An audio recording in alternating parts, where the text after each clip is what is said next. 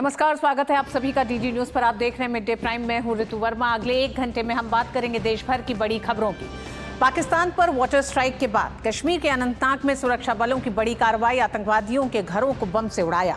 देश में पहलगाम आतंकी हमले का गुस्सा सड़कों और बाजारों में भी दिखा। पहलगाम हमले के विरोध में आज बंद हैं दिल्ली के 100 से ज्यादा बाजार। पाकिस्तान के आतंक के खिलाफ निर्णायक लड़ाई में भारत के साथ खड़ी है दुनिया की बड़ी अर्थव्यवस्थाएं। भारत को मिल रहा है दुनिया का तमाम समर्थन। और पहलगाम आतंकी हमले से जुड़ी हर खबर को आप तक लेके आएंगे अगले 1 घंटे में। देश, दुनिया और खेल की भी होंगी खबरें, लेकिन सबसे पहले बड़ी खबरों के साथ करेंगे शुरुआत। हिंदू पाकिस्तानी नागरिकों को बड़ी राहत। पाकिस्तानी हिंदू नागरिकों को जारी लॉन्ग टर्म वीजा नहीं किए जाएंगे रद्द, भारत सरकार का बड़ा ऐलान।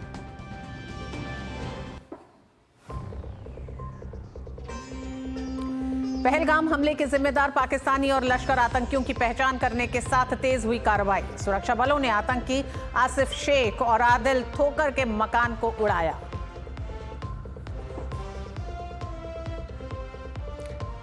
बांदीपुरा में सुरक्षा बलों की आतंकवादियों के साथ मुठभेड़, सेना ने कई आतंकियों को घेरा। एलओसी पर पाकिस्तानी फायरिंग का भारतीय सेना दे रही मुंहतोड़ जवाब। थल सेना अध्यक्ष जनरल उपेंद्र द्विवेदी श्रीनगर पहुंचे। आतंकवाद के खिलाफ कार्रवाई की ले रहे हैं जानकारी। सेना की 15 कोर के साथ जाएंगे बैसरन मैदान। और पहलगाम हमले के विरोध में पूरा देश आक्रोशित। हमले पर विवादित टिप्पणी करने वाले असम के एआईयूडीएफ विधायक अमीनुल इस्लाम गिरफ्तार। आतंकी हमले के विरोध में दिल्ली व्यापारियों का बंद का आह्वान। राजधानी में 100 से ज्यादा बाजार बंद। और शुरुआत करेंगे अभी तक की बड़ी खबर के साथ। पाकिस्तानी हिंदू नागरिकों को जारी लॉन्ग टर्म वीजा रद्द नहीं किए जाएंगे। विदेश मंत्रालय ने स्पष्ट किया है कि भारत सरकार के वीजा निलंबन के हालिया निर्णय का इन वीजाओं पर कोई प्रभाव नहीं पड़ेगा और ये पहले की तरह वैध बने रहेंगे। गौरतलब है कि भारत सरकार ने 24 अप्रैल को पाकिस्तानी नागरिकों को वीजा जारी करने की सेवाएं तत्काल प्रभाव से निलंबित करने का निर्णय लिया। पहलगाम आतंकी हमले के बाद ये निर्णय लिए गए हैं। आतंकवादी हमले के बाद ये निर्णय लिया गया था। विदेश मंत्रालय के प्रवक्ता रणधीर जायसवाल ने प्रेस विज्ञप्ति के जरिए यह भी साफ किया है कि मानवीय आधार पर जारी किए गए एलटीवी लॉन्ग टर्म वीजा रद्द नहीं किए गए हैं।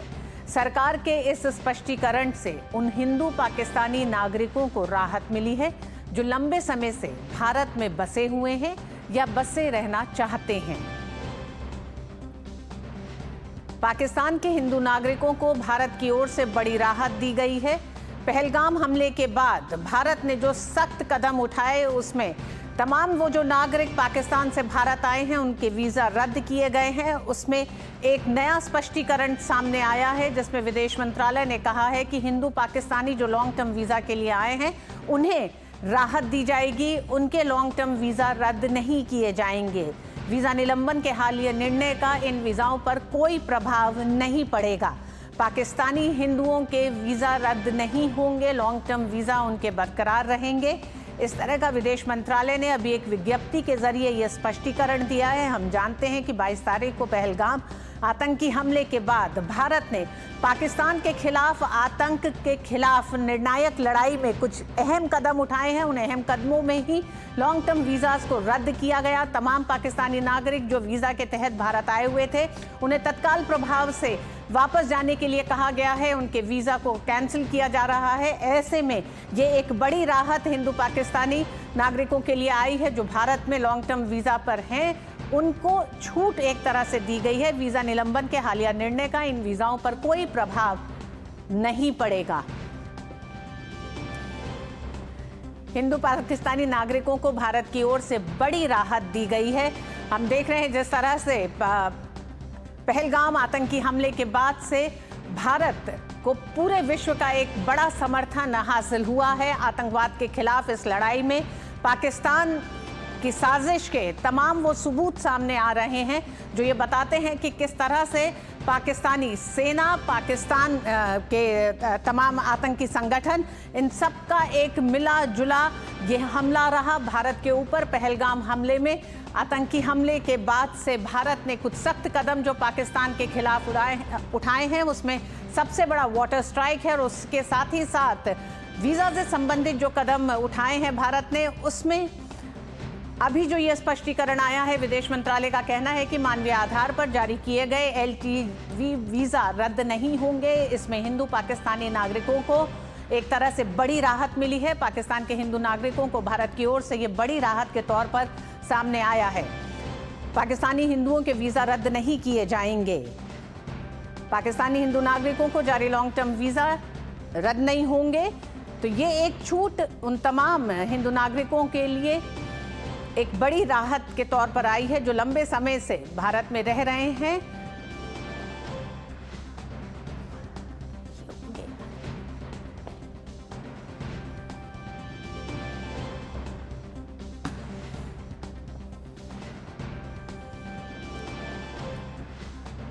विदेश मंत्रालय की तरफ से अभी जो ये विज्ञप्ति आई है उसमें ये स्पष्टीकरण दिया गया है जो मानवीय आधार पर पाकिस्तान के हिंदू नागरिकों को भारत की ओर से बड़ी राहत दी गई है। लॉन्ग टर्म वीज़ा जो रद्द किए गए थे उसमें एक तरह से ये बड़ी राहत पाकिस्तानी हिंदू नागरिकों के लिए।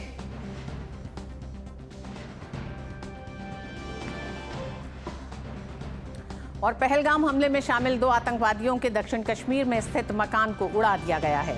आधिकारिक सूत्रों के अनुसार पुलवामा के त्राल इलाके में आसिफ शेख और अनंतनाग के बिजबहरा इलाके में आदिल ठोकर के मकान को नियंत्रित विस्फोटों के जरिए गिराया गया है। दोनों व्यक्तियों पर बैसरन पहलगाम आतंकी हमले में भूमिका निभाने का आरोप है। आतंकवाद को बढ़ावा देने और सहायता करने वालों पर नकेल कसने के लिए सुरक्षा एजेंसियों द्वारा किए जा रहे तीव्र प्रयासों के तहत मकान ध्वस्त करने की ये कार्रवाई की गई है।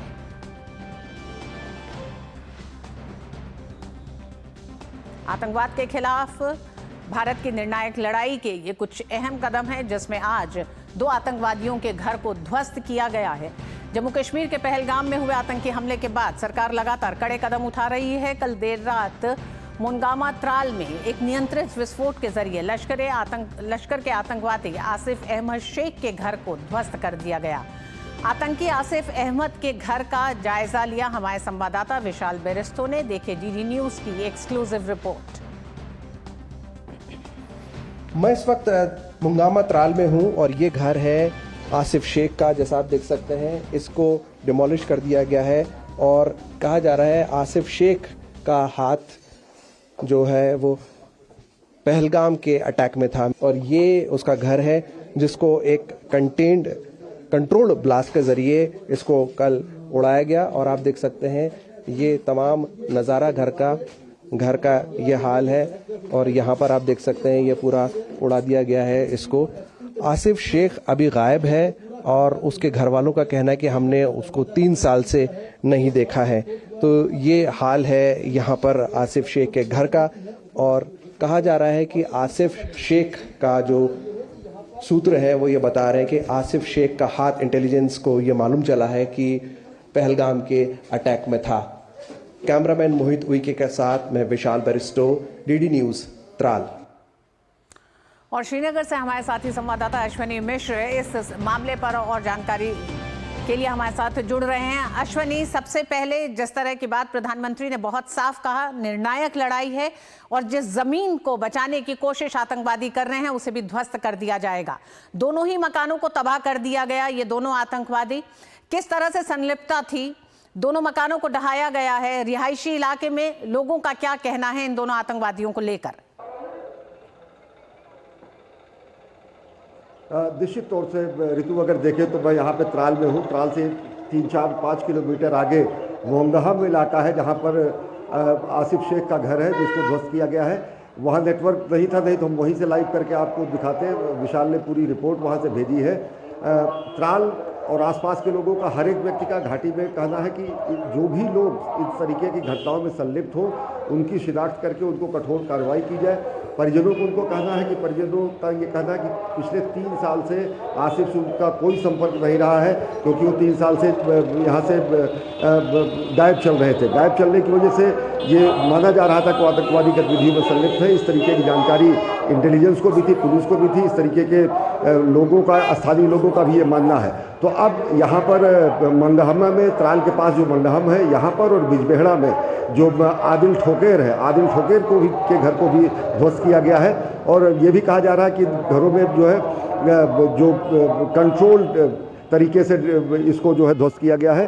और निश्चित तौर से ये ज़मींदोज़ करने की जो स्थितियां हैं वो कहीं ना कहीं ऐसे लोगों को आगाह करेंगी कि जिस तरीके से स्थानीय तरीके से लोगों को पनाह दिया जाता था या फिर स्थानीय स्तर पर जो आतंकवादी शामिल होते थे। ये भी माना जा रहा है कि पिछले 3 वर्षों के दौरान ये 1-2 बार लोग बता रहे हैं कि यहाँ के सूत्र की सीमा पार भी जाकर ये व्यक्ति जो है आतंकवादी की ट्रेनिंग लेकर और फिर उसके बाद यहाँ पर संलिप्त रहा। तो निश्चित तौर से एक निर्णायक कार्रवाई है। निर्णायक कार्रवाई के तहत ज़मींदोज़ किया गया है और ये मानसिकता भी, उस मानसिकता को भी ज़मींदोज़ करेगा जो कि यहाँ पर गाहे बगाहे अलग अलग तरीके से पाकिस्तान के आतंकवादियों को, फिर स्थानीय आतंकवादियों को कहीं ना कहीं पनाह मुहैया कराते हैं, लॉजिस्टिक मुहैया कराते हैं, ऐसी दिशा निर्देश और मार्गदर्शन मुहैया कराते हैं जिस तरीके से इस तरीके के जघन्य अपराधों को अंजाम दिया जा सके। एक और बड़ी उपलब्धि ये है कि लश्कर का जो बड़ा कमांडर माना जाता है अल्ताफ, उसको ढेर कर दिया गया, इस बात की पुष्टि की गई है। और बांडीपुरा में ऑपरेशन चल रहा है जहां पर एनकाउंटर चल रहा है। इन सब बारे में अभी और सटीक जानकारी आना जारी है, लेकिन यह है कि एक निर्णायक पिछले 2 दिनों में अगर देखें पहलगाम के अटैक के बाद ऋतु, तो पिछले 2 दिनों में चौथा एनकाउंटर है जो घाटी में चल रहा है। यानी कि सुरक्षा एजेंसियां, सुरक्षा बल पूरी तरीके से मुस्तैद हैं। हर एक उस संदिग्ध क्षेत्रों को लेकर वहां पर तलाशी तो नहीं जा रही है और हर उस संदिग्ध व्यक्ति और आतंकवाद की घटना में शामिल लोगों की शिनाख्त करके उनके अंजाम तक पहुंचाने के कार्य में लगे हुए हैं। ऋतु जी, अश्विनी, एक लंबे समय से आप कश्मीर का दौरा करते रहे हैं, आप समय समय पर वहां पर मौजूद रहे हैं। हम जानते हैं बुरहान वानी की घटना से लेकर अभी तक में कश्मीर में कई बड़े बदलाव आए हैं, धारा 370 हट चुकी है, लेकिन ये हमने देखा कि किस तरह से OGW इस तरह के आतंकवादियों को, चाहे वो पाकिस्तान से आए हों या स्थानीय आतंकवादी हो, जो मदद मुहैया कराते हैं। आज जिस तरह से दोनों घरों को 24-48 घंटे के भीतर ध्वस्त कर दिया गया है, ये बड़ा संदेश उन तमाम स्थानीय लोगों के लिए भी है जो पनाहगाह के तौर पर इस्तेमाल होते रहे हैं आतंकवादियों के।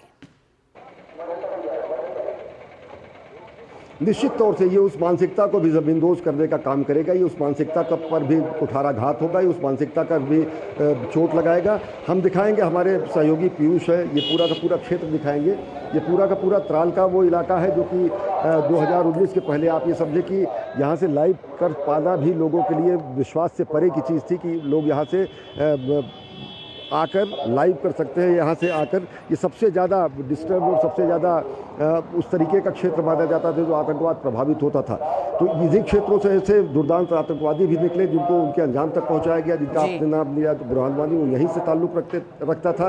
और उसके अलावा सबसे बड़ी बात यह है कि जो होम ग्रोन टेररिज्म है उसको जो टेरर फंडिंग की जा रही थी, जो सफ़ेद पोस्ट लोग बैठे हुए थे, जो आका बैठे हुए थे, जो कि कहीं ना कहीं धन, पैसा, साधन, हथियार, ये सब चीज़ें मुहैया कराए जाते थे, जो विदेशों से फंडिंग होती थी, उन पर भी NIA की बहुत सारी रेड्स पड़ी। बहुत सारे लोग अभी दिल्ली में तिहाड़ जेल में बंद हैं।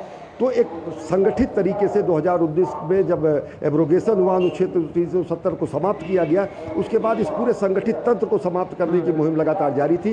ओवरग्राउंड वर्कर्स होते हैं, स्लीपर सेल्स होते हैं, पहचान कर पाना एकदम मुश्किल होता है, शिनाख्त कर पाना मुश्किल होता है। यहाँ तक कि सीमा पार से आए हुए आतंकवादियों के भी नैन नक्श, बोली और उनका कार्य व्यवहार यहाँ पर लोगों से मिल जाने और उनके साथ घुल मिल जाने में, छिप जाने में उनको आसानी प्रदान करता है। लेकिन अब एक निर्णायक लड़ाई शुरू हुई है और निर्णायक लड़ाई के साथ साथ ये उस मानसिकता पर भी कुठाराघात करेगा जो इन लोगों को प्रश्रय देते थे, जो इन लोगों से सहानुभूत रखते थे, जो इन लोगों को मदद मुहैया कराते थे, जो इन लोगों को पनाह देते थे। और निश्चित तौर से एक बड़ा संदेश भी है, वो यहाँ से घाटी से इन दोनों कार्रवाइयों से पूरे देश और दुनिया को जाएगा। यहाँ के घाटी के भी ऐसे स्थानीय लोग जो इन स्थितियों में संलिप्त रहते हैं, उन पर भी कुठाराघात होगा। ऋतु जी अश्वनी, बिल्कुल सही आप कह रहे हैं। आज शुक्रवार है, जुमे की नमाज है, और हम जानते हैं कि पिछले कई समय में जब हमने देखा कि जब आतंकवादियों को एक तरह से न्यूट्रलाइज किया जाता था, उसके बाद किस तरह से इन सड़कों पर, जो आप बता रहे हैं, आप त्राल में हैं, त्राल, अनंतनाग, दक्षिण कश्मीर के कई ऐसे जिले हैं जो आतंकवाद से ग्रस्त थे,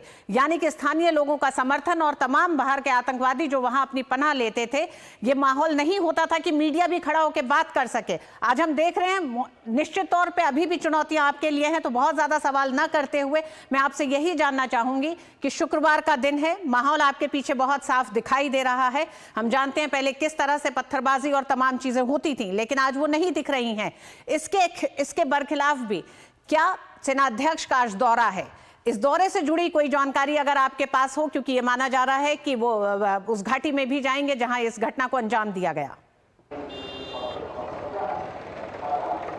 जी ऋतु, सेना प्रमुख उपेंद्र द्विवेदी श्रीनगर में है। वो 10 बजे के आसपास वो बदामी बाग कैंट स्थित 15 कोर कमांडर का जो मुख्यालय है वहाँ पर पहुँचे हैं। 15 कोर्स के जो वरिष्ठ सैन्य अधिकारी हैं उनसे उन्होंने बातचीत की है, मुलाकात की है, संवाद किया, आगे की रणनीति को देखा गया है और इसको इस क्रम में भी देखा जाना चाहिए। पहलगाम हमले के बाद रक्षा मंत्री राजनाथ सिंह ने भी तीनों सेनाओं के प्रमुखों से मुलाकात की थी, उचित दिशा निर्देश दिए थे। उस क्रम में भी जबकि आज सुबह ही पाकिस्तान ने सीज फायर वायलेशन किया है, सीज फायर वायलेशन करने के बाद लाइट आर्म्स के जरिए LOC को जो है कहीं ना कहीं फायरिंग की गई है, उसका भी सेना माकूल जवाब दे रही है। बांडीपुरा में एनकाउंटर लगातार चल रहा है, पिछले 2 दिनों में 2 एनकाउंटर हुए हैं। इस 11:30 बजे के आसपास LG मनोज सिन्हा से मिलने का कार्यक्रम था उपेंद्र द्विवेदी का, सेना प्रमुख का। और जो आप कह रहे हैं कि यहाँ की स्थितियाँ दिखाने में साफ तरीके से आपको दिखाऊंगा, त्राल का ये चौक है और खुद एम्बियंस, अगर मैं बोलना बंद करूंगा तो एम्बियंस में मस्जिदों से आ रही तकरीर को और नमाज की तैयारियों का यहाँ से आपको खुद स्वर सुनाई पड़ेंगे। तो आप देखें कि स्थितियाँ पूरी तरीके से सामान्य है, पूरी तरीके से लोगों में सुरक्षा भाव है, लोग पूरी तरीके से सुरक्षित तरीके से यहाँ पर व्यापार कर रहे हैं, युवा स्कूल जा रहे हैं, यहाँ पर सामान्य तरीके से वो चल रही है, सारी गतिविधियाँ चल रही हैं। हाँ, पहले ये हुआ करता था कि अगर इतनी बड़ी घटना अगर यहाँ से 4 किलोमीटर आगे नेटवर्क ना होने की वजह से हम वहाँ से लाइव नहीं कर पाए ऋतु, नहीं तो हम उसी घर के सामने से लाइव करके दिखाते हैं। विशाल ने पूरी रिपोर्ट भेजी है, तो आप देख सकते हैं कि इतनी बड़ी कार्रवाई होने के बाद लोगों का सड़कों पर निकालना सामान्य बात था। एक तकरीर के बाद हजारों की संख्या में लोग जो है सड़कों पर निकलकर पत्थरबाजी करते थे, लेकिन आज बेहद सामान्य तरीके से, जैसे कि कोई किसी तरीके की सहानुभूति भी इन लोगों की ऐसे अराजक तत्वों और आतंकवादी तत्वों के साथ नहीं है और सामान्य तरीके से त्राल की पूरा का पूरा चौक, त्राल की पूरी जनता सामान्य कार्य व्यवहार में लगी हुई है। तो सबसे बड़ी बात यह है कि ये उन सब उठाए गए कदमों का नतीजा है जो पिछले 10 वर्षों में सुव्यवस्थित तरीके से केंद्र सरकार ने उठाए हैं। और वो सुव्यवस्थित तरीका है टेरर मॉड्यूल के हर एक हिस्से पर प्रहार किया जाना। जो टेरर फंडिंग थी वो पूरी तरीके से लगभग बंद हो गई है। जो सफ़ेद पोश हुआ करते, जो नकाब पोश हुआ करते थे, उनके चेहरे बेनकाब हुए हैं। वो दौर गया है कि जब आप बिल्कुल अश्वनी, बहुत कुछ बदला है 1990 के बाद से। जब हम 2025 की बात करते हैं, 370 अनुच्छेद हटने के बाद की बात करते हैं, लेकिन हाल का ये पहलगाम का हमला कई बड़े संकेत भी दे रहा है। उन संकेतों को सरकारों को समझना होगा और उसके खिलाफ बड़े कदम उठाने की जरूरत है, जिसमें चाहे वो पाकिस्तान के खिलाफ हो या फिर स्थानीय जो आतंकवाद को बढ़ावा देने के तत्व अभी भी जो जीवित हैं, उन पर एक बड़े प्रहार की जरूरत है। बहुत बहुत धन्यवाद अश्वनी, अपना भी ध्यान रखिएगा। धन्यवाद। पहलगाम हमले के बाद कार्रवाई तेज हो गई है। पहलगाम आतंकी हमले में शामिल तीनों आतंकवादियों की पहचान हो गई है। तीनों लश्कर से जुड़े हैं। इनमें से एक अनंतनाग का आदिल हुसैन ठोकर, दूसरा अली भाई उर्फ तलहा भाई, जबकि तीसरे का नाम हाशिम मूसा उर्फ सुलेमान है। अली भाई और हाशिम मूसा दोनों ही पाकिस्तान के रहने वाले हैं। इस बीच पहलगाम हमले को लेकर जांच पड़ताल की जा रही है। जानकारी के अनुसार SIT ने 150 से अधिक लोगों से पूछताछ की है। जम्मू कश्मीर के बांदीपुरा जिले में आतंकवादियों और सुरक्षा बलों के बीच मुठभेड़ चल रही है। मुठभेड़ में 2 सुरक्षाकर्मी घायल हुए हैं। अधिकारियों ने जानकारी दी कि सुरक्षा बलों ने इलाके में आतंकवादियों की मौजूदगी की सूचना मिलने के बाद बांदीपुरा जिले के कुलनार बाजीपुरा इलाके में घेराबंदी और तलाशी अभियान शुरू किया है। पहलगाम आतंकी हमले के बाद भारत द्वारा उठाए गए कड़े कदम के बाद पाकिस्तान बौखला गया है। पाकिस्तानी सेना ने एलओसी के कुछ हिस्सों में गोलीबारी की है। भारत ने भी गोलीबारी का मुंहतोड़ जवाब दिया है। भारतीय सेना के मुताबिक एलओसी के कुछ स्थानों पर पाकिस्तानी सेना की ओर से छोटे हथियारों से गोलीबारी की गई। गोलीबारी में कोई हताहत नहीं हुआ है।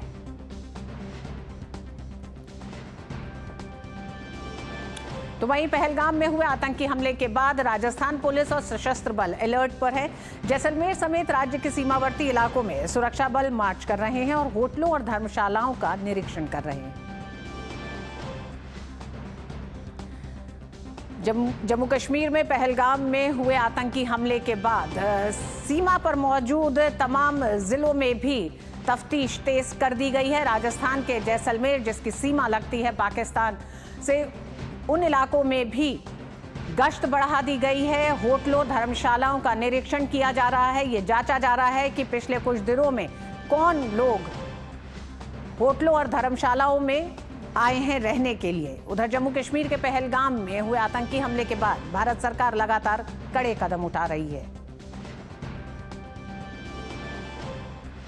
इन कड़े कदमों में ही जो जम्मू कश्मीर के पहलगाम में हुए आतंकी हमले के बाद भारत सरकार लगातार कड़े कदम उठा रही है। इसी बीच भारतीय सेना प्रमुख जनरल उपेंद्र द्विवेदी सुरक्षा स्थिति की समीक्षा करने के लिए आज श्रीनगर पहुंच गए हैं। सेना प्रमुख ने COAS ने विक्टर फोर्स मुख्यालय का दौरा किया।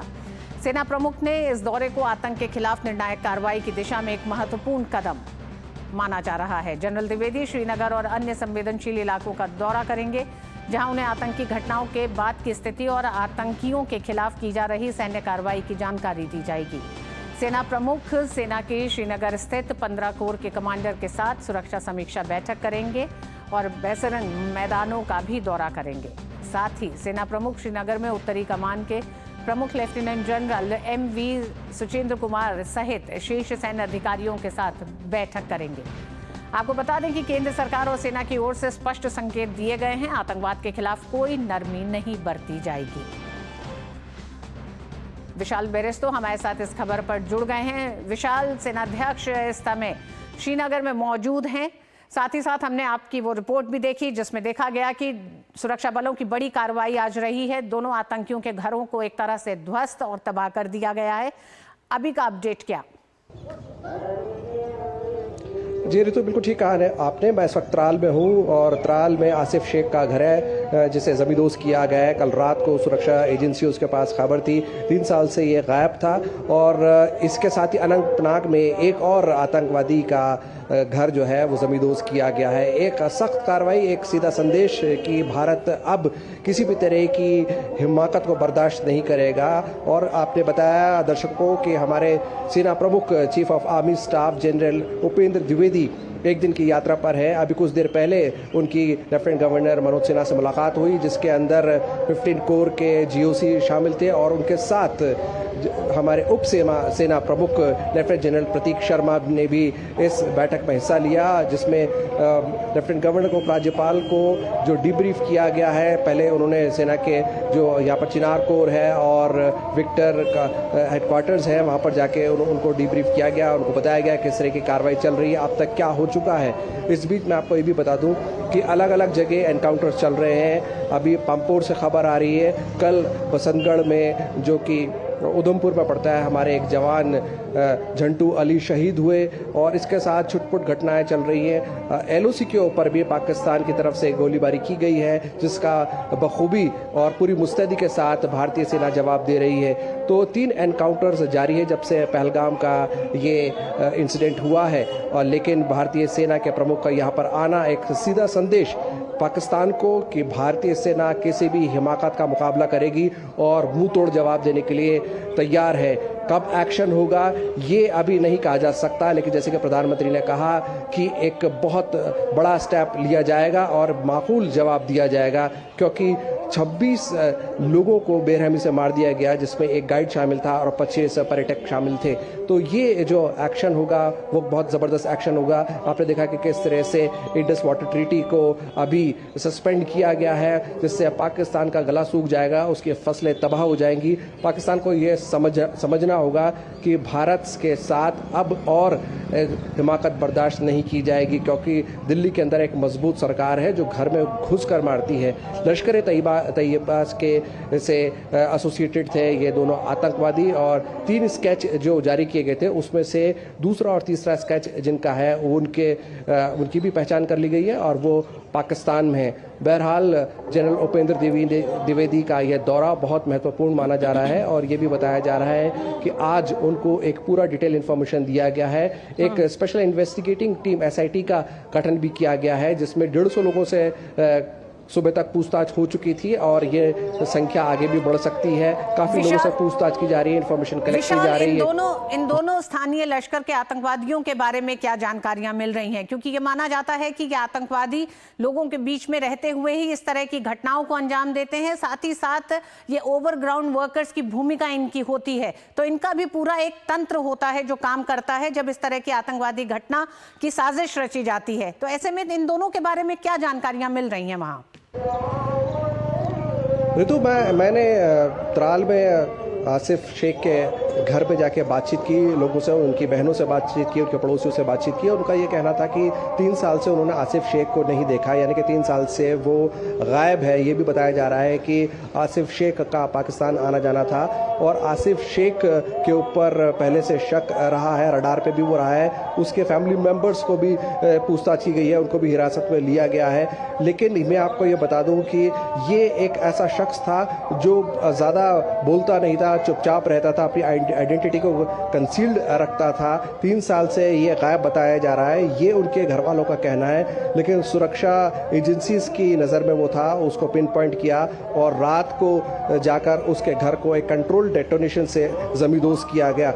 और ये एक सीधा संदेश है कि भारतीय सेना और हमारी खुफिया एजेंसीज को खबर है कि कौन कौन कहाँ छुपा हुआ है। ये तो शुरू से तय माना जा रहा था कि इतनी बड़ी घटना विदाउट इनसाइडर सपोर्ट के नहीं हो सकती, चाहे वो लश्कर तैयबा के आतंकवादी हो या इनसाइडर्स हो, जिनको हम अंग्रेजी में मोल्स कहते हैं। उन छछूंदरों को भी अपने बिलों से बाहर निकालेगी हमारी सुरक्षा एजेंसीज, और जम्मू एंड कश्मीर पुलिस के साथ मिलकर जॉइंट ऑपरेशन चलाया जा रहा है। और पहलगाम के अंदर जहाँ ये घटना हुई है उसके 5.5 किलोमीटर के दायरे को पूरी तरह से सील कर दिया गया है और उस पे चप्पे चप्पे पर निगरानी रखी जा रही है। फिलहाल हम ये कह सकते हैं कि पाकिस्तान अपनी नापाक इरादों पर बना हुआ है और उसको हर जगह मुंह की खानी पड़ रही है। LOC के ऊपर भी आज सुबह से उसने गोलीबारी शुरू की है, लेकिन ये तोपों का इस्तेमाल नहीं किया गया है, वो गन फाइट अभी जारी है।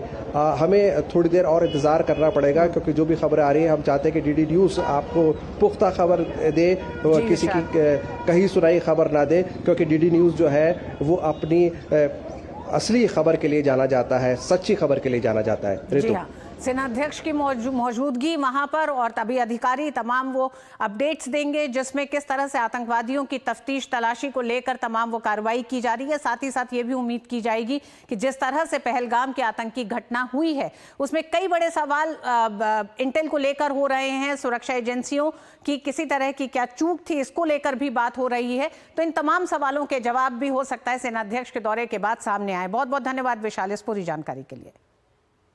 मिड डे प्राइम में वक्त एक छोटे से ब्रेक का, आप देखते रहिए DD न्यूज़। क्या बात है, बहुत फिट लग रहा है। 3 महीने में पैसे डबल, वाह, फास्ट और हाई रिटर्न्स भी। क्या स्कीम है? कल तो नहीं थी यहाँ, और कल होगा भी नहीं। तूने कभी 5 ओवर में डबल सेंचुरी मारी है? ऐसे स्कीम के बहकावे में आके हम धोखा खा सकते हैं। और RBI कहता है अपना पैसा सुरक्षित रखो और समझदारी से निवेश करो। अगर ज्यादा रिटर्न के पीछे भागोगे तो रिस्क भी उतना ही उठाओगे, और फास्ट रिटर्न से बच के, और फास्ट बॉलिंग से भी। RBI कहता है जानकार बनिए, सतर्क रहिए। जो लक्ष्य चुना था समझ आने लगा है। GLA यूनिवर्सिटी, उच्च लक्ष्य की निश्चित प्राप्ति। पहलगाम में हुए दिल दहला देने वाले आतंकी हमले के बाद देश भर में आक्रोश है। आतंकी हमले के बाद एक बार फिर आमजन में पाकिस्तान को लेकर रोष है और जगह जगह पाकिस्तान के विरोध में प्रदर्शन किए जा रहे हैं। दिल्ली में व्यापारियों ने बंद का आह्वान किया। गांधीनगर मार्केट में भी बंद का असर दिखाई दे रहा है। दिल्ली के चांदनी चौक में दिल्ली ट्रेडर्स एसोसिएशन के सदस्यों ने पाकिस्तान विरोधी नारे लगाए। चांदनी चौक में बड़ी संख्या में व्यापारी नेता और चांदनी चौक से लोकसभा सांसद प्रवीण खंडेलवाल के नेतृत्व में पाकिस्तान के खिलाफ विरोध प्रदर्शन और मार्च निकाला गया। चांदनी चौक राजधानी दिल्ली का सबसे बड़ा थोक बाजार है। वहीं व्यापारियों द्वारा 100 से अधिक बाजारों को बंद करने का भी आह्वान किया गया है।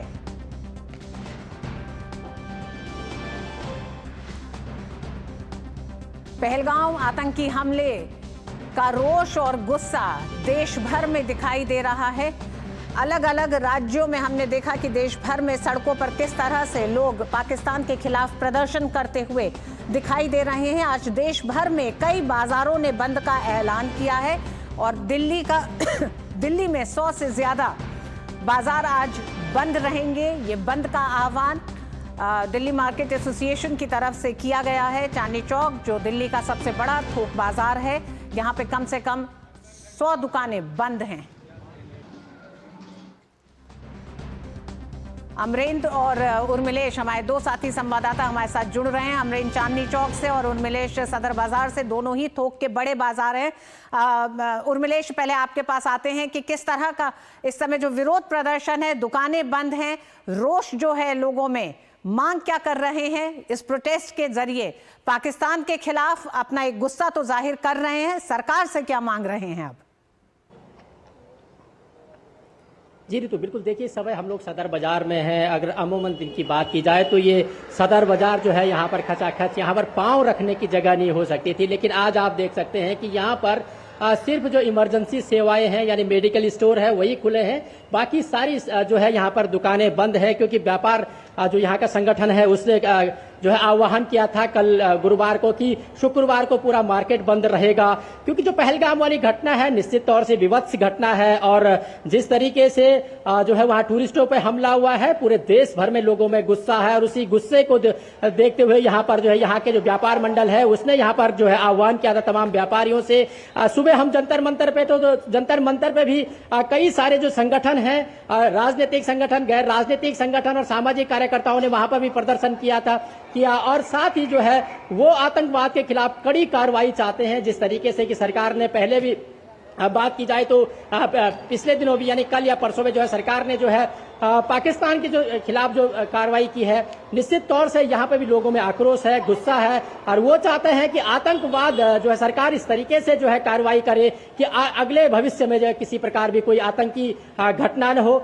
हाँ, ये जरूर है कि देश के तमाम लोग जो इस समय सरकार के साथ खड़े हैं, सर्वदलीय बैठक हुई है। उसके अलावा जो है तमाम देश का हर नागरिक जो है इस समय सरकार के फैसले के साथ खड़ा है। ऋतु जी, अमरेंद्र हमारे साथ जुड़े हुए हैं, अमरेंद्र चांदनी चौक से जुड़े हैं। अमरेंद्र, हम देख रहे हैं कि पूरे देश में गुस्सा है, आक्रोश है, हर आमो खास अपने तरीके से इस विरोध को भी दिखा रहा है, साथ ही साथ सरकार पर दबाव ना कहें लेकिन सरकार को एक संदेश देना चाह रहा है कि इस आतंकी हमले जिसमें निहत्थे लोगों पर हमला किया गया है उसके खिलाफ एक कड़ा कदम उठाने की सरकार को जरूरत है, उसमें जनता का समर्थन है। अगर आपकी मार्केट एसोसिएशन के लोगों से बात हुई हो तो उनका क्या कहना है, आज के अपने बंद का क्या संदेश देना चाह रहे हैं? ऋतु, निश्चित तौर पर कहें तो देश में न सिर्फ आक्रोश है, गुस्सा है, बल्कि लोगों की आंखें नम हैं। और जिस तरह से मेरे सहयोगी उर्मिलेश जिस मार्केट की चर्चा कर रहे थे, सेम उसी तरह के मार्केट यानी कि चांदनी चौक में मैं खड़ा हूं और यहां पर सुबह से लेकर और देर रात तक आमतौर पर खचाखच भीड़ रहती है। पहले मैं इसकी तस्वीर दिखाता हूं। ये चांदनी चौक का मेन मार्केट है और देखिए चारों तरफ आप देखेंगे तो सिर्फ शांति दिखेगी यहां से, और पूरे टी पॉइंट पे लाल किले का नोज है और वहां तक पूरा मार्केट बंद है। और पूरी तरह से जो मार्केट एसोसिएशन जो है उन्होंने आज बंद का आह्वान किया है और ये आह्वान जो किया है उसके पीछे का मकसद ये है कि जिस तरह से पहलगाम की आतंकी घटना हुई जिसमें 26 निर्दोष उन लोगों को आतंकियों ने धर्म पूछकर की हत्या कर दी और उन्होंने आज इसको लेकर एक श्रद्धांजलि सभा का आयोजन किया और सड़कों पे कैंडल मार्च लेकर निकले और उसके बाद सरकार से मांग की। मेरी कई व्यापारी नेताओं से बात हुई, उनका साफ तौर पर कहना है कि कारोबार और व्यापार से बढ़कर देश का मान है और देश के मान और सम्मान के लिए आज व्यापारी सड़कों पर है और सड़कों पर एकत्र होकर न सिर्फ वो अपना विरोध दर्ज करा रहे हैं बल्कि प्रधानमंत्री नरेंद्र मोदी ने पिछले 2-3 दिनों से जिस तरह से पाकिस्तान के खिलाफ कड़ी कार्रवाई की है वो उनको समर्थन देना चाहते हैं कि देश का व्यापारी भी प्रधानमंत्री नरेंद्र मोदी के साथ है। और मेरी कुछ महिलाओं से एक बड़ा हुजूम ऋतु मैंने देखा और उसमें बड़ी संख्या में मार्केट में महिलाएं थी। महिलाओं का साफ तौर पर कहना है कि जिस तरह से धर्म पूछकर आतंकियों ने पुरुषों को निशाना बनाया है, ऐसे में सरकार उन्हें अनुमति दे दे और वो पाकिस्तान में जाकर उन आतंकियों से बदला लेंगी। तो ये आक्रोश दिखाता है, ये दर्द दिखाता है कि किस तरह से देश गुस्से में है और इसका नजारा न सिर्फ आज सड़कों पर दिख रहा है बल्कि अगर आपने देखा होगा कल जो मेडिकल फ्रेटर्निटी के लोग हैं उन्होंने भी एक शांति मार्च निकाला दिल्ली में और कैंडल मार्च के तहत एक न सिर्फ जो लोग इस हमले में मारे गए उन 26 लोगों को श्रद्धांजलि दी बल्कि उन्होंने भी सरकार के साथ कदम से कदम मिलाकर इसमें कार्रवाई करने की मांग की और उन्होंने भी कहा कि हम आपके साथ हैं। तो एक सांकेतिक तौर पे बड़ा संदेश और बड़ा संदेश इसलिए भी कि जिस तरह से भारत सरकार ने इस हमले के बाद से कठोर कदम उठाए हैं, ऐसे में कहीं ना कहीं पाकिस्तान के खिलाफ बड़ी जो कार्रवाई की जाए उसके समर्थन में देश उमड़ रहा है और मेडिकल फ्रेटर्निटी और व्यापारियों के साथ आज पूरा देश यही संदेश दे रहा है कि सरकार जो एक्शन ले रही है हम उसके साथ हैं और इसमें किसी भी तरह की कोई कोताही नहीं होनी चाहिए। ऋतु जी अमरेंद्र, जिस तरह से हम देख रहे हैं कि दिल्ली के थोक बाजार या 100 बाजारों ने आज बंद का ऐलान किया है, ये बड़ा एक तरह से आक्रोश भी है तो दूसरी तरफ क्या इसको जन समर्थन के तौर पर देखना चाहिए जो सरकार के लिए है, क्योंकि एक तरफ सरकार तमाम सर्वदलीय बैठक करके सभी दलों से एक समर्थन ले रही है क्योंकि आतंकवाद के खिलाफ निर्णायक लड़ाई में जहां एक तरफ राजनीतिक पार्टियां एक भूमिका निभाएंगी तो दूसरी तरफ आम जन, क्योंकि आम जन ही है वो जो सबसे ज्यादा इससे नुकसान पाता है आतंकवाद से और उसका निशाना बनता है। ऐसे में क्या आम जनता भी इन व्यापारियों के साथ एक संकेत देती दिखाई दे रही है? निश्चित तौर पर ऋतु व्यापारी जो है भामाशाह समाज से आता है और वो समाज जो हमेशा जो है कहीं ना कहीं धनाढ्य वर्ग के तौर पर जाना जाता है और किसी भी आपदा में देश के साथ कंधे से कंधा मिला के उस आपदा में खड़ा होता है। और एक वही संदेश जो है आज देखें तो पूरे देश सहित राजधानी दिल्ली के 100 जो व्यापारी संगठन हैं उन्होंने पूरी दिल्ली को बंद करके साफ तौर पर एक संदेश दिया है कि देश और के मान और सम्मान से बढ़कर कोई मान सम्मान नहीं हो सकता। व्यापार बाद में है, पहले देश का मान और सम्मान है। और जब मेरी बात हो रही थी व्यापारी नेता और लोकसभा के सांसद जो है प्रवीण खंडेलवाल, उन्होंने साफ तौर पर कहा कि मोदी सरकार लगातार इस मामले में कूटनीतिक तरीके से कार्रवाई कर रही है, लेकिन चूंकि व्यापार वर्ग उनके साथ है इस बात का हम उनको एहसास दिलाने के लिए आज हमने अपने पूरे संस्थान को बंद किया है। भले ही कितना बड़ा नुकसान हो, लेकिन जो देश का नुकसान हुआ, देश के सम्मान का नुकसान हुआ, उससे बढ़ के कोई सम्मान नहीं हो सकता। इसलिए हम हर तरह से प्रधानमंत्री नरेंद्र मोदी उनकी सरकार के साथ है, उनके हर कड़े फैसले में व्यापारी वर्ग भी उनके साथ है। ऐसे में उनको एक दिन क्या महीनों भर भी अगर अपने प्रतिष्ठान बंद करने पड़े तो बंद करके सड़कों पे उतरेंगे और एक जन समर्थन भी दिखा रहा है। और कहीं ना कहीं गुस्सा जो है वो अपने चरम पर है, लोगों का खून खौल रहा है कि किस तरह से उन मासूम लोगों को जो 26 लोग पर्यटक थे कश्मीर घूमने गए थे, पहलगांव में आतंकियों ने धर्म पूछकर उनको गोली मारी। आज से पहले आतंक का कोई धर्म नहीं हुआ करता था, लेकिन इस घटना ने एक नई परिभाषा को जन्म दिया है कि आतंक का भी धर्म होता है और हिंदू और मुसलमान के नाम पर धर्म से आतंक किया जाता और हिंदू अगर है तो गन शॉट पे उनको उड़ा के उनकी हत्या कर दी जाती है। तो गम है, गुस्सा है, आक्रोश है ऋतु, और इसका समर्थन व्यापार वर्ग से दिया जा रहा है। और दिल्ली की यह तस्वीर एक बड़ा संदेश दे रही है और यह संदेश न सिर्फ देश के लिए है बल्कि प्रधानमंत्री नरेंद्र मोदी को भी वो आश्वासन दे रहे हैं कि आप किसी भी कार्रवाई के लिए व्यापार वर्ग उनके साथ है। ऋतु जी हाँ, बिल्कुल अमरेंद्र, आपने बहुत साफ कहा कि आम जन में जो गुस्सा है उसको एक तरह से सांकेतिक तौर पर आज व्यापार संगठनों ने, 100 से ज्यादा छोटे बड़े व्यापार संगठनों ने आज दिल्ली बंद का ऐलान किया है। चांदनी चौक और सदर बाजार वो इलाके हैं जो आम तौर पर पैर रखने की जगह नहीं होती, आज खाली हैं।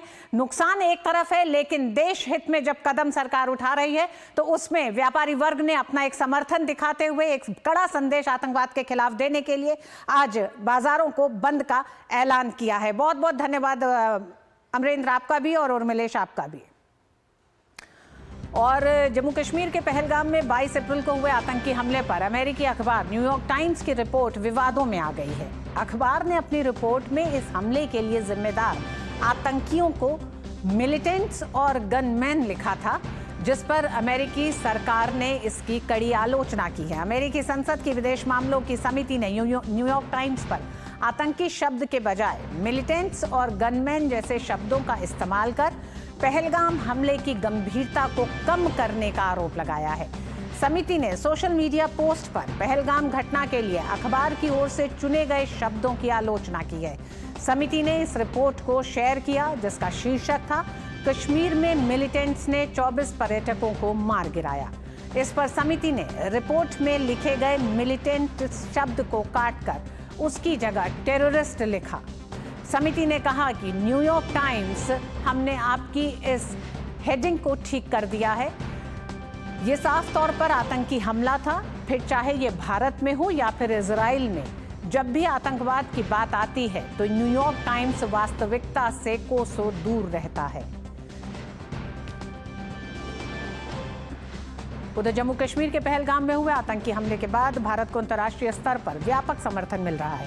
अमेरिका के राष्ट्रपति डोनाल्ड ट्रंप ने प्रधानमंत्री नरेंद्र मोदी से फोन पर बात करके पहलगाम हमले पर दुख जताया। डोनाल्ड ट्रंप ने पीड़ितों के प्रति अपनी संवेदना जाहिर की। साथ ही आतंकी हमले की निंदा करते हुए ट्रंप ने कहा कि आतंकवाद के खिलाफ लड़ाई में अमेरिका भारत के साथ खड़ा है और हर संभव सहायता के लिए तैयार है। अमेरिका के उपराष्ट्रपति जेडी वेंस ने प्रधानमंत्री मोदी के साथ फोन पर बातचीत के दौरान जम्मू कश्मीर में हुए आतंकवादी हमले की कड़ी निंदा की। जेडी वेंस ने कहा कि अमेरिका इस कठिन समय में भारत के लोगों के साथ खड़ा है। उन्होंने कहा कि अमेरिका आतंकवाद के खिलाफ संयुक्त लड़ाई में सभी प्रकार की सहायता प्रदान करने के लिए तैयार है। प्रधानमंत्री ने समर्थन और एकजुटता के लिए उपराष्ट्रपति वेंस और राष्ट्रपति ट्रंप का आभार जताया। पहलगाम आतंकी हमले को लेकर इजराइल के प्रधानमंत्री बेंजामिन नेतन्याहू ने प्रधानमंत्री नरेंद्र मोदी से फोन पर बात की। उन्होंने आतंकी हमले की कड़ी निंदा की है। उन्होंने भारत के लोगों और पीड़ितों के परिवारों के साथ एकजुटता व्यक्त की। प्रधानमंत्री मोदी ने पीएम नेतन्याहू के साथ सीमा पार से हुए आतंकी हमले की जानकारी साझा की। पीएम मोदी ने आतंकियों और उनके समर्थकों को न्याय के कटघरे में लाने के लिए भारत के दृढ़ संकल्प को दोहराया।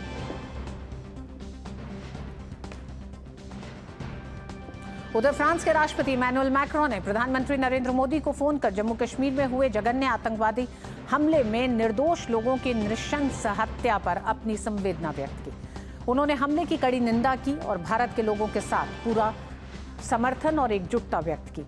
उन्होंने कहा कि इस तरह की बर्बरता पूरी तरह से अस्वीकार्य है। प्रधानमंत्री मोदी ने राष्ट्रपति मैक्रो के संदेश के लिए उन्हें धन्यवाद दिया और आतंकियों को न्याय के कटघरे में लाने के लिए भारत के दृढ़ संकल्प से अवगत कराया। और इस पूरी खबर पर हमारे साथ जुड़ गए हैं हमारे साथी संवाददाता अखिलेश सुमिन। अखिलेश, भारत को एक बड़ा समर्थन आज की तारीख में हासिल है। आतंकवाद के खिलाफ निर्णायक लड़ाई में भारत जिस तरह से पाकिस्तान पर एक बड़ा प्रहार करना चाहता है, अभी तक एक वाटर स्ट्राइक हुआ है। हम देख रहे हैं पहलगाम में जिस तरह से आतंकवादियों के घरों को ध्वस्त किया गया। अंतर्राष्ट्रीय बड़ा समर्थन आज भारत के साथ है एक बड़ा कदम उठाने के लिए, क्या कहते हैं आप? देखिए, निश्चित तौर पे ऋतु, यह जो घटना हुई है उस घटना ने पूरी दुनिया को एक बार फिर से दहला दिया है। आपको याद होगा कि इजराइल पर जब म्यूजिकल इवेंट पे जब हमास का हमला हुआ तो इसने भी पूरी दुनिया को हिला दिया था। उसी तरह से ये जो हमला है ये भी टूरिस्ट पे हमला था। ये टूरिस्ट निरपराध लोग, देश के विभिन्न कोने से आए हुए लोग कुछ विदेशी भी, और इन टूरिस्ट पे इस तरीके का हमला करने ने सबके कॉन्सेंस को भी हिला दिया है और सब ने यह सोचा है कि इस तरह के हमले अगर होते रहेंगे तो 4-5 आदमी मिलकर दुनिया में किसी भी जगह जाकर इस तरह के हमले कर सकता है। इसलिए प्रधानमंत्री नरेंद्र मोदी को दुनिया के तकरीबन जो जितने क्षेत्र हैं उन सारे क्षेत्रों से शोक संदेश आए हैं, फोन आए हैं, और उसमें कुछ जो महत्वपूर्ण मुस्लिम देश हैं उनकी तरफ से भी आए हैं, विकसित देशों की तरफ से आए हैं, विकासशील देशों की तरफ से आए हैं, जो तेजी से विकसित हो रहे विकासशील देश हैं उनकी तरफ से आए हैं, बहुत ही पिछड़े देशों की तरफ से, छोटे छोटे देशों की तरफ से आए हैं। तो ये कह सकते हैं कि ये जो पूरा माहौल बना है अभी माहौल जो आतंकवाद के खिलाफ अभी पिछले करीब लगातार 10 सालों से भारत की कोशिश ये थी कि पूरी दुनिया को आतंकवाद के खिलाफ गोलबंद किया जाए, लेकिन भारत का साथ साथ यह भी प्रयास था कि अगर छोटे जो मुद्दे हैं दो देशों के बीच में या कुछ वर्गों के बीच में, तो उसे हल करने की, बातचीत से हल करने की कोशिश की जाए। लेकिन यहाँ जो पूरा मामला है ये एक राष्ट्र की ऐसी राजनीति है जो कि आतंकवाद के माध्यम से मसलों को हल करने की कोशिश करता है। इसलिए पूरी दुनिया में इस कृत्य का कंडेमनेशन हुआ है और भारत के साथ सॉलिडेरिटी, भारत के साथ एकजुटता तकरीबन सारे देशों ने की है। P5 जो संयुक्त राष्ट्र सुरक्षा परिषद के अस्थायी सदस्य हैं उन 5 ने किया है, उसके बाद यूरोपियन यूनियन ने किया है, यहाँ तक कि चीन ने भी किया है, बांग्लादेश, नेपाल, सारे लोगों ने किया है। तो ये एक जो पूरी ट्राजेक्टरी है इस समय की पूरी ट्राजेक्टरी आतंकवाद के खिलाफ भारत जो भी कदम उठाएगा उसे जो लगता है कि पूरी दुनिया का उसे समर्थन मिलेगा। काफी सोच समझकर भारत एक के बाद एक कदम उठा रहा है और यह भी कह रहा है कि पाकिस्तान जब तक आतंकवाद को खत्म नहीं करेगा तब तक इस तरह के जो कदम उठाए जाते रहेंगे। उसमें सिंधु जल समझौतों को सस्पेंड कर देना एक कदम है, उसके अलावा पाकिस्तानी आम नागरिक जो आते हैं अपने इलाज के लिए उनको भी जो सहूलियतें भारत में मिल जाती थी वो भी खत्म हो जाएगा। बहुत तरह की और चीजें हैं जो खत्म हो जाएंगी। तो इसलिए भारत के जो ये कदम उठाए जा रहे हैं वो सारे नेताओं ने कहा है कि हम आपके साथ आतंकवाद के खिलाफ लड़ाई में साथ है। इजिप्ट के जो राष्ट्रपति हैं अल सीसी, वो एक मुस्लिम देश के राष्ट्रपति है और उन्होंने कहा कि हम कंधे से कंधा मिलाकर आतंकवाद के खिलाफ आपकी लड़ाई में साथ है। जो जॉर्डन के किंग अब्दुल्ला II हैं उन्होंने कहा कि हर तरह के आतंकवाद को चाहे भी किसी भी कारण से उसका भी जस्टिफिकेशन नहीं दिया जा सकता, उसको रिजेक्ट किया जाना चाहिए। तो ऋतु ये पूरी तरह साफ है कि आतंकवाद के खिलाफ जो ये आतंकवाद की जो घटना घटी है पहलगांव में, उसके खिलाफ पूरी दुनिया भारत के साथ हो रही है। जी अखिलेश, एक बड़ा सवाल हम देख रहे हैं कि दुनिया के तमाम वो ऐसे देश जो समय समय पर आतंकवाद का शिकार होते रहे हैं, चाहे वो अमेरिका का 9/11 हो, भारत का 26/11, या फिर हम अगर इटली की बात करें, फ्रांस की बात करें, उस कार्टूनिस्ट की एक निर्मम हत्या, ये तमाम वो घटनाएं हैं जो हमेशा से आतंकवाद पर सवाल उठाती रही हैं। लेकिन एक दूसरा वर्ग ये भी रहा है जो गुड टेररिज्म, बैड टेररिज्म की बात करता है, टेररिज्म को किसी धर्म से न जोड़ने की बात करता है। पहलगाम आतंकी हमला जहां पर एक तरह से निहत्थे हिंदुओं को मारा गया, अगर वो धर्म की पड़ताल कर रहे थे और उसके बाद हत्या को अंजाम दिया गया है, ऐसे में इतना बड़ा समर्थन विश्व का, आप इसको किस तरह से देखते हैं आतंकवाद की परिभाषा को लेकर भी? और आतंकवाद एक विचार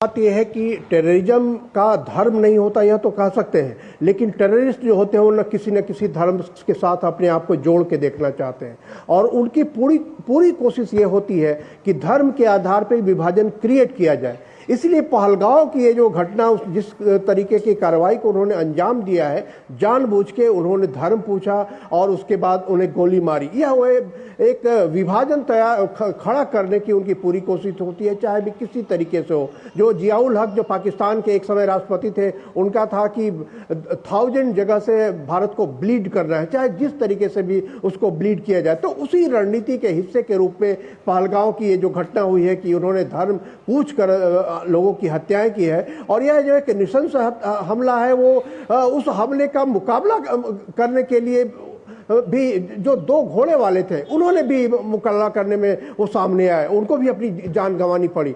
तो भले ही आतंकवादी जो है धर्म का उपयोग करे, लेकिन वो उसका प्रहार सारे धर्मों पे होता है, यह भी बात जानिए। जम्मू कश्मीर में भी जो मारे जाने वाले लोग हैं 25,000 40,000 लोग जो हैं उसमें सभी धर्मों के लोग शामिल हैं, हिंदू भी हैं, मुसलमान भी हैं। लेकिन आतंकवादियों की कोशिश होती है कि अपने आप को एक खास धर्म के साथ खड़ा करे, उस धर्म के लोगों की सहानुभूति ले, और उस धर्म को लोगों की सहानुभूति लेकर जो दूसरे धर्म के लोग हैं उनके साथ उनका टकराव करे। तो यही रणनीति होती है, लगातार इसी रणनीति पे वो काम करते हैं। वो फ्रांस की घटना हो, चाहे वो 9/11 की घटना हो या 26/11 की घटना हो, हर जगह पे इसीलिए आप देखेंगे कि सभ्य समाज की जो जगह है वो सभ्य समाज की वो जगह जो जहां लोग सोचते हैं कि हम शांति से रह सकते हैं, हम काम कर सकते हैं, हम जो अन्य गतिविधियां हैं मार्केट में जा सकते हैं, उन सारी जगहों पे वो हमले करते हैं। और उस हमले के माध्यम से वो यह संदेश देने की कोशिश करते हैं कि आप कहीं भी सुरक्षित नहीं है। आप अगर समझ रहे हो कि ये जगह आपके लिए सुरक्षित है तो वहां सुरक्षित नहीं है। इसका तरीका लगातार यही होता है कि दुनिया के सारे देश आतंकवाद की परिभाषा में न जाकर आतंकवाद का जो अंजाम है, आतंकवाद की जो कार्रवाई है, जो हिंसक कार्रवाई है, जो किसी खास कॉज को लेकर दिखाई जाती है, उस सारी कार्रवाइयों को रिजेक्ट करें। अगर आज पहलगाम आतंकी हमले के बाद भारत के साथ खड़ी है, संदेश साफ है, क्योंकि अभी तक इस पूरी घटना को अंजाम देने के सीधे तार जो दिखाई दे रहे हैं वो लश्कर के हैं। लश्कर का हेडक्वार्टर पाकिस्तान में है, यानी कि पाकिस्तान की संलिप्तता बहुत साफ है। तो इन तमाम देशों का अगर समर्थन भारत को मिल रहा है तो पाकिस्तान के खिलाफ अगर कोई बड़ी कार्रवाई भारत करने के लिए तैयार हो रहा है तो उसमें इन देशों का समर्थन है। ये बड़ी सफलता भारत के लिए भी है और भारत पर एक तरह से आंतरिक एक पूरा संदेश जनता भी दे रही है। तमाम राजनीतिक पार्टियों का समर्थन हासिल है कि इस आतंकी हमले का एक मुंहतोड़ जवाब पाकिस्तान को देना जरूरी है। बहुत बहुत धन्यवाद अखिलेश। और एक और बड़ी खबर आ रही है, नीट पेपर लीक के मास्टरमाइंड संजीव मुखिया को EOU यानी आर्थिक अपराध शाखा इकोनॉमिक ऑफेंस विंग ने गिरफ्तार कर लिया है। गिरफ्तारी की सूचना सुबह सामने आई है। गिरफ्तारी की पुष्टि EOU के ADG ने दी है। संजीव मुखिया 5 मई 2024 से नीट पेपर लीक के बाद से फरार था।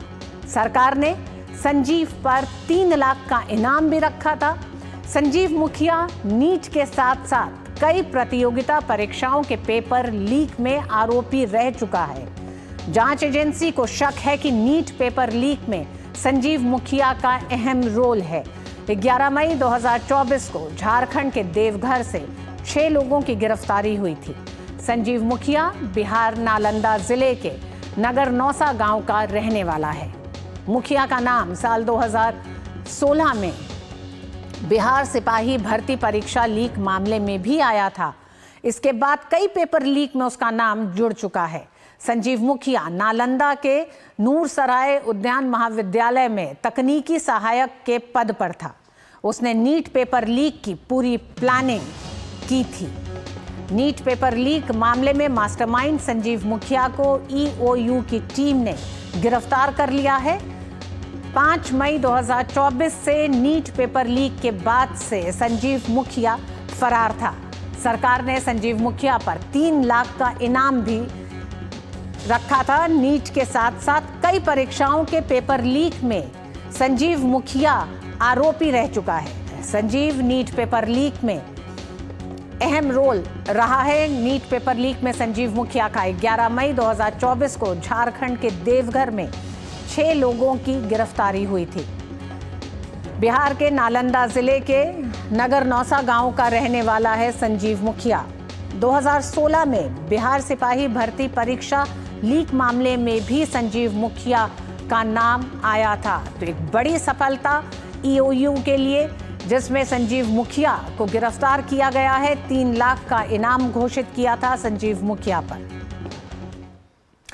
और खबरों में आगे बढ़ते हैं, वीर सावरकर पर टिप्पणी के मामले में सुप्रीम कोर्ट ने राहुल गांधी को फटकार लगाई है। इलाहाबाद हाई कोर्ट के आदेश के खिलाफ राहुल गांधी की याचिका पर सुनवाई करते हुए जस्टिस सचिन दत्ता ने राहुल के बयान पर कड़ी आपत्ति जताई। जस्टिस दत्ता ने कहा, महात्मा गांधी भी वाइसरॉय को पत्र लिखते समय योर फेथफुल सर्वेंट लिखते थे। क्या इस तरह आप कहेंगे कि महात्मा गांधी भी अंग्रेजों के सेवक थे? अदालत राहुल गांधी को चेतावनी देते हुए कहा कि भविष्य में इस तरह के बयान पर अदालत स्वतः संज्ञान ले सकती है। कोर्ट ने कहा कि हमारे स्वतंत्रता सेनानियों के बारे में ऐसा एक शब्द भी नहीं कहा जा सकता। उन्होंने हमें स्वतंत्रता दिलाई और हम उनके साथ ऐसा व्यवहार करते हैं। जस्टिस दत्ता ने पूछा कि क्या राहुल गांधी जानते हैं कि उनकी दादी पूर्व प्रधानमंत्री इंदिरा गांधी ने भी एक पत्र में वीर सावरकर की प्रशंसा की थी।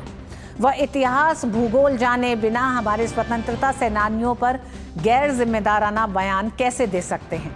हालांकि सुप्रीम कोर्ट ने हाई कोर्ट के आदेश पर रोक लगाते हुए शिकायतकर्ता को नोटिस जारी किया।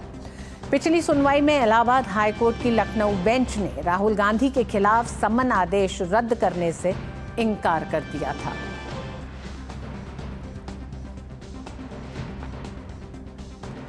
ड्रग्स केस में शिरोमणि अकाली दल के नेता बिक्रम मजीठिया को जमानत रद्द करने की पंजाब सरकार की याचिका सुप्रीम कोर्ट ने खारिज कर दी है।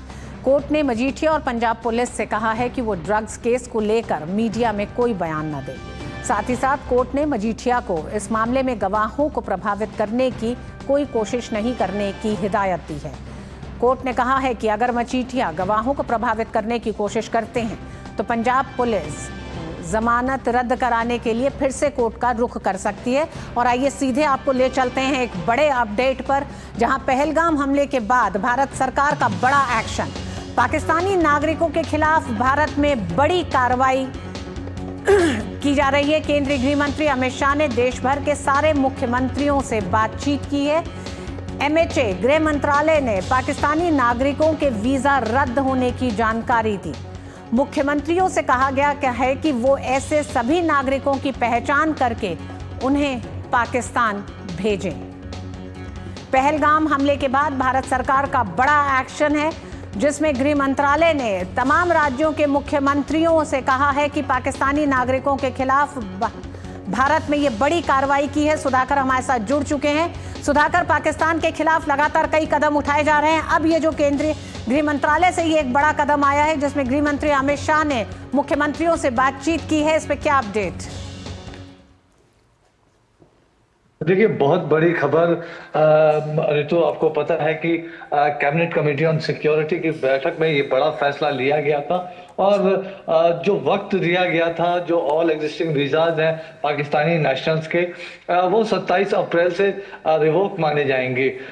तो उस लिहाज से गृह मंत्री ने देश भर के सभी मुख्यमंत्रियों से बात की है और गृह मंत्रालय के पास वो जानकारी होती है कौन सा नागरिक कहाँ किस राज्य में, उसके आधार पर एमएचए के द्वारा जानकारी भी राज्यों से साझा की जा रही है और उनसे कहा गया है कि ऐसे सभी नागरिक जो हैं देश में किसी भी राज्य में रह रहे हैं तो उनको पहचान करके और उनको तुरंत पाकिस्तान भेजने वापस लौटने के लिए कहा जाए। अगर कोई इस तरह की कार्रवाई में आनाकानी करता है तो उसको भेजा जाए, जो कानूनी कार्रवाई तक संगत कार्रवाई होती है। गृह मंत्री ने उनको जानकारी भी दी।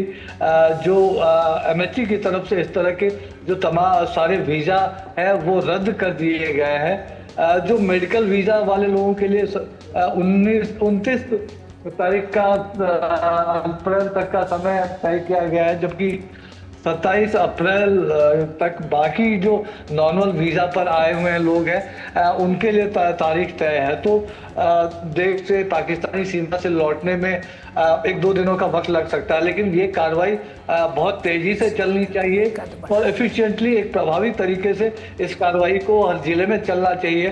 इस तरह का आग्रह गृह मंत्री की तरफ से देश भर के मुख्यमंत्रियों से किया गया है। तो जी सुधाकर, बहुत बहुत धन्यवाद सुधाकर इस अपडेट के लिए। केंद्रीय गृह मंत्री अमित शाह ने तमाम राज्यों के मुख्यमंत्रियों से बात की है। 27 तारीख की तारीख अंतिम तारीख है। जो पाकिस्तानी नागरिक भारत आए हुए हैं उनका वीजा कैंसिल किया गया, उन्हें वापस लौटना है। इसकी एक बार फिर बातचीत करके मुख्यमंत्रियों से इसे अमल में लाने के लिए गृह मंत्री ने मुख्यमंत्रियों से बातचीत की। मिड डे प्राइम में आज बस इतना ही। मुझे दीजिए अनुमति। नमस्कार।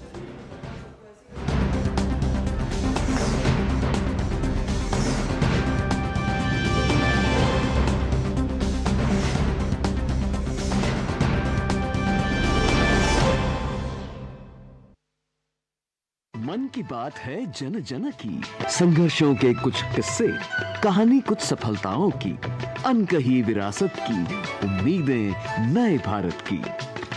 महीने के आखिरी रविवार का रहता है इंतजार।